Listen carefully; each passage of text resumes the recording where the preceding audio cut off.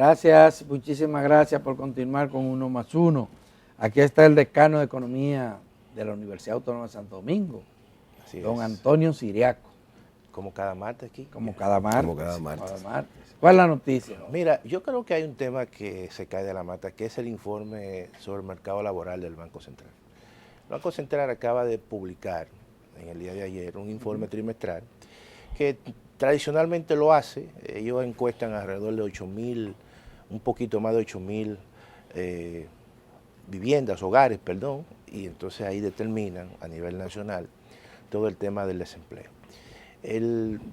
Según esa información, la tasa de desempleo durante el primer trimestre de este año 2023 con respecto al trimestre del año anterior, hubo un incremento en el empleo en 128.000 empleos, o sea, personas con nuevas ocupaciones.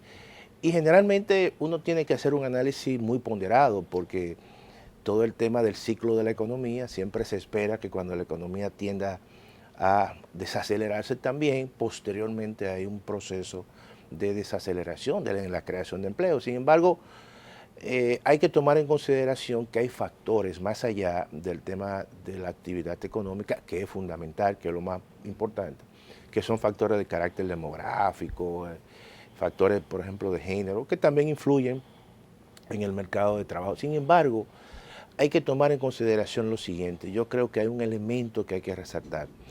También para uno saber con qué fuerza evidentemente impacta la actividad económica al mercado de trabajo, no solamente hay que hacer una comparación con respecto de forma interanual como generalmente se hace, es decir, tú comparas el trimestre de este año con el trimestre del año anterior, sino también comparar el trimestre del año con el último trimestre, en este caso con el trimestre de octubre, diciembre, porque eso te mide en cierta manera toda la fuerza o la debilidad con que la actividad económica impacta el mercado de trabajo. ¿Y por qué digo esto?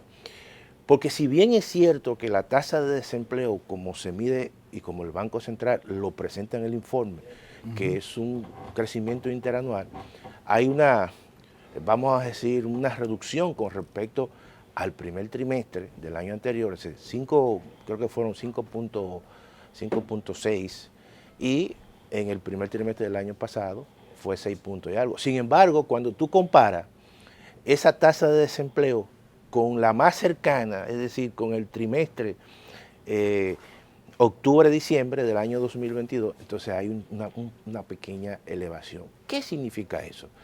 Que en cierta manera, si bien es cierto que se mantiene fuerte el mercado de trabajo, no es menos cierto que ya demuestra cierta debilidad con respecto a la actividad económica. No hay que olvidar que el crecimiento económico durante este primer trimestre fue un crecimiento básicamente que fue de 1.2. Si tú lo comparas con el trimestre anterior, que fue prácticamente por encima del 5%. Entonces esa debilidad se debe reflejar de manera quizás más lenta en el mercado de trabajo. Y eso muchas veces uno tiene, en ese sentido, uno tiene que ver las cosas más allá de las informaciones que te presentan. Pero persiste además, profesor, claramente esto, la tendencia, ya identificada. Porque es una tendencia. Correcto. A que el mercado, la fuerza económicamente activa. Sí. La población. Más de la mitad de esa población está en trabajo por cuenta propia. Oye, Adalberto, y tienes ingresos inferiores a los salarios mínimos de ley. Oye, el mercado de trabajo, el informe te indica que todavía la población informal en la República Dominicana, aunque ha venido disminuyendo muy lentamente, pero todavía representa más del 56, casi un 57%, con respecto a un 40 y algo de la población formal ocupada. Todavía estructuralmente estamos diciendo que es un problema que no es tan fácil. Pero también hay un elemento que hay que señalar en ese informe, que esa creación de empleo, tal y como el Banco Central lo mide, prácticamente más del 90% fue una creación de empleo formal. Pero eso todavía no pero es el hecho un de que elemento. sea formal no quiere decir que sea empleo digno, porque los salarios todavía, Claro. ahora mismo el propio Ministerio de Economía, Planificación y Desarrollo situaba a la pobreza monetaria aquella que tiene ingresos inferiores a los 22,000 pesos mensuales. Pero Y hay salarios que es la mitad. Pero aún más. Sí. Por ejemplo, si tú calculas la pobreza monetaria en función del ingreso laboral, Sí. del ingreso de Claro. de la primera ocupación, de la ocupación principal, no es un 30, se va a un 50. Es decir, Claro. que lo que hace la diferencia con respecto a la pobreza monetaria es la cantidad de transferencias sociales y pagos monetarios y transferencias que hace el gobierno precisamente. De manera, cuando tú le des cuenta ese componente que tiene que ver con el tema de la transferencia de los programas sociales, claramente que Y estos niveles de incrementa los niveles desempleo, de que se pobreza. habla de niveles casi mínimos, porque 6%, como que dista bastante de la realidad que uno ve. Hay 4 maneras incluso de medir la Ajá. tasa de desempleo. Generalmente el Banco Central la presenta a nivel internacional. Lo que se utiliza es la tasa de desempleo abierta, es decir, aquellos que abiertamente están buscando empleo, pero también hay un componente de gente que están desalentados. Y no sale a buscarlo. Y no salen a buscar. Entonces, cuando tú incorporas esa tasa abierta, tú le incorporas ese componente, te va a dar el componente de la tasa ampliada. La tasa ampliada en la República Dominicana ronda ahora mismo alrededor de casi el 11 o el 12%, que se acerca un tanto más a la realidad del mercado de trabajo y del día a día en que se vive en la República Dominicana. Pero pienso que esa es una información que el Banco Central la presenta y también se ha utilizado oficialmente la tasa de desempleo abierta como un mecanismo de convergencia y armonizar con el resto, obviamente, de los países cuando se mide a nivel internacional para hacerla comparable. Yo conocí una experiencia dramática para mí. Resulta que una entidad en Villa Altagracia quería reclutar a una persona para pagarle 10,000 pesos. Pero muy por debajo del salario mínimo. Totalmente por debajo. Y decidió publicarlo en las redes sociales del pueblo. ¿Y cuántos aparecieron? Imagino. 46. Claro. 46 jóvenes sí, buscando un empleo. Sí. Y habían profesionales dentro de eso. Claro. Pero una cosa insólita. Sí, entonces, ¿de qué 6% estamos hablando? El mercado de trabajo refleja en el fondo un drama muy fuerte. Porque cuando tú agarras también y tomas en consideración la tasa de desempleo, no solamente la ampliada, hay una que recoge ya todo, incluso el nivel de su utilización del empleo. Esa es mucho mayor. Esa está rondando ahora mismo alrededor de un 15%. De manera que eso, y cuando tú concentras realmente los famosos ninis, que ni estudian ni trabajan, estamos hablando de que eso es un 30-32%. Y eso es una situación que está reflejando esa experiencia que tuviste allá en Villa Altagracia. Y esa es la realidad. Es una cosa. Por lo tanto, los jóvenes todavía en la República Dominicana, la tasa de desempleo es sumamente alta. Entonces eso trae problemas y secuelas de carácter social. Alta, uno no se imagina. Yo creo que en ese sentido habrá que seguir impulsando, o por lo menos seguir creando políticas públicas dirigidas precisamente a los grupos objetivos, en este caso a los jóvenes, a las mujeres, que realmente en el mercado de trabajo son los que uno observa que están totalmente desprotegidos. Uno ve cuando recibe informes como este del Banco Central ahora, las autoridades muy contentas. No, pero hay que escudriñar. Vuelvo y reitero, ese informe del Banco Central, cuando tú mides realmente el mercado de trabajo y compara, no solamente, no interanual como se hace, sino también intertrimestral, para ver la actividad más cercana de ese mercado de trabajo. Y tú la comparas el tiempo más cercano.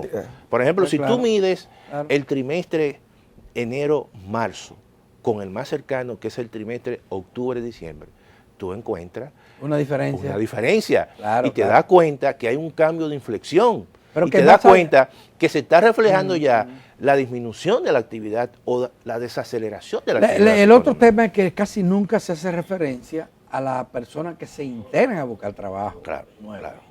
O que deberían, aunque no lo estén gestionando, claro. En condiciones. ¿Tú sabes? Por la edad, por la... Claro. Generalmente en la economía dominicana, y se ha medido, aquellos que se integran y buscan trabajo, son alrededor al año, son 120,000, 115,000 personas.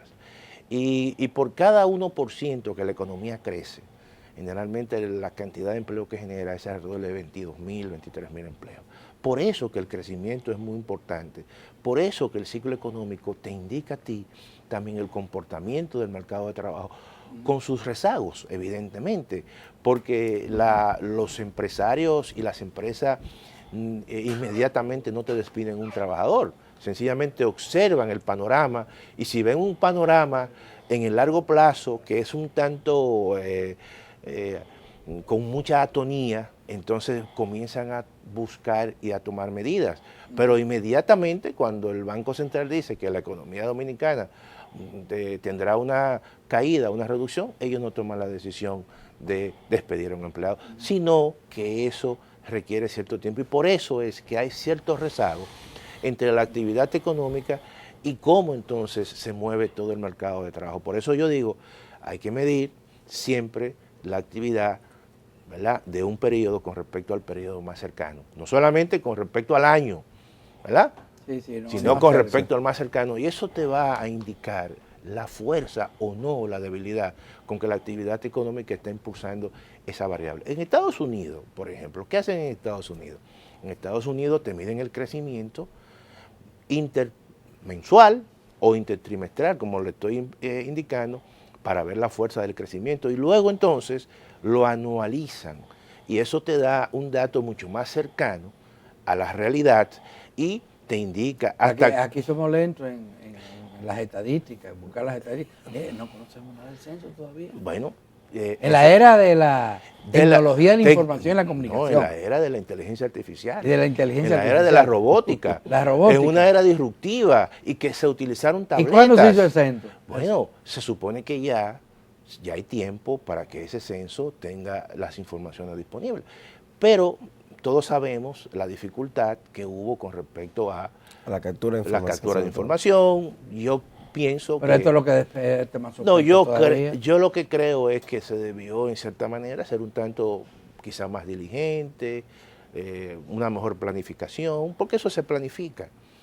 Pero se había dicho que en el primer trimestre íbamos a tener informaciones, profesor, ya estamos en el segundo, entrando al tercer trimestre. Bueno, ya, y los resultados dirán, evidentemente, cómo se hizo el censo o cómo se desarrolló el censo. Evidentemente que eso es un elemento que hay que hacer correcciones, porque si hay un instrumento importante de políticas públicas, es el censo. Y eso tiene que quedar bien. Claro. Pero si eso no queda bien... Pero si no quedó bien lo demás se distorsiona. Porque se supone que lo que les toca ahora es procesar toda la información que ya fue recolectada, no es inventársela. Porque fíjate que la información quizás no se ha dado a conocer porque se estaba trabajando en un censo de cobertura, de ver hasta qué punto verdaderamente se cubrió gran parte de la población, y eso había que hacerlo. Entonces ahí se va a ver hasta qué punto realmente el censo cubrió la población dominicana. Bueno, gracias, profesor Antonio Siriaco, gracias a ustedes, amigas y amigos televidentes. Se nos acabó el programa, mañana tendremos otra entrega, así que les invitamos a que nos acompañen. Hasta entonces.